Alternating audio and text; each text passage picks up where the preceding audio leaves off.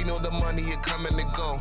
So what? Is there an advantage that a child growing up with his father may have versus a boy without his father?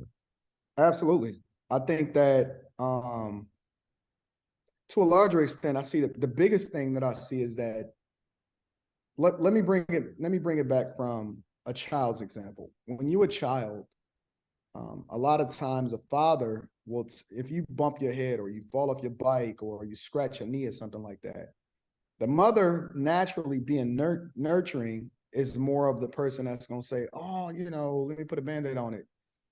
My father was the type of dude that was like, yo, let it bleed. We always believed that, and I still believe this to my day, that men are supposed to suffer, right? Suffering meaning that it's the pathway, the surest pathway to success. Because what we need to do as fathers, and this is what I was taught, is that we need to let our kids fail in controlled environments, because once they get of age, you're not going to be in a position to where the world is going to have any mercy on you. They don't care about you. They're going to throw you in a jail. A woman is going to finesse you. You know what I'm saying? And there's so many different lessons that came along with failing in a controlled environment. I look at everything from a business perspective, even marriage. I look at it from a business perspective first, right?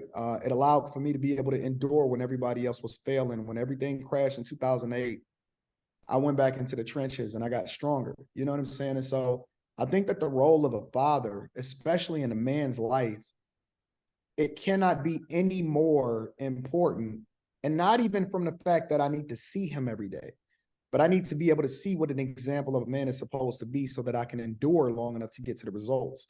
And too many of us find ourselves in situations at our jobs and relationships in so many different circumstances in which we don't know how a man is supposed to operate. When you in a boardroom or you at work, you don't lean into your emotions. It's okay for you to have emotions, but that's not the thing that you lean into in order to make a decision on a daily basis.